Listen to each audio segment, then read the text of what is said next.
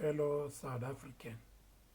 My name is Benzo Kauno, President of South African National Mining Council. Here in South Africa, we do have a problem of a minister. You hear what the minister said about Sibanye gold mine. They are saying they're gonna close the mine because the mine does not produce gold anymore. And the minister could have intervened on the strike of wages with the unions and the management. But because the failure of the minister for not intervening, now there is an outcry now, hence there is a crisis. Now you cannot resolve that crisis by closing the mine or taking away the license, because if you take the license away from these people, you are automatically closing that particular mine, and then it means the minister has an interest of bringing another investor in that particular space, and we cannot allow the minister to do that. And then hence there was another pending issues on the mining charter, of which the minister failed to go and protect the communities, because hence you know that the mining charter is the only tool that defends the community. But if the minister says it's pointless, he must go to appeal court and tell the appeal court that he's going to rectify the charter by amending the entire charter into Mineral and Petroleum Resources Development Act, because by so doing it's gonna demonstrate how these things are working.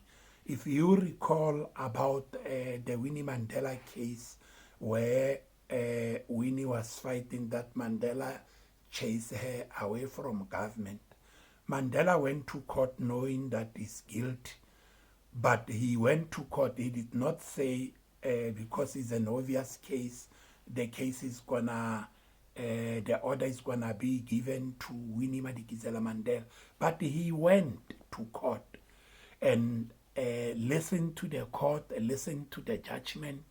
And after the judgment, he said, I'm going to implement what the law says. And then after that, and then he said, but I'm still gonna fire her. It's what I'm saying. Mantashe could have went to court and tell the court that I'm gonna come back again with the same act of mining charter into the act. So we could have not sitting with the crisis that we are having, because we have so many problems since the launching of application that is being done online with the department. Because if you do an application online, 14,000 kilometers for a person in London, he can still get into the maps of South Africa and make an online application without consulting the community that stays on the surrounding places of the mine. Because this online thing is killing us, because everyone has to apply manually, and then license is not going to take long. And previously, the license of the mineral application, you were paying for application for 50 rand. Now that 50 rand is no more, because the mine are for those who have money.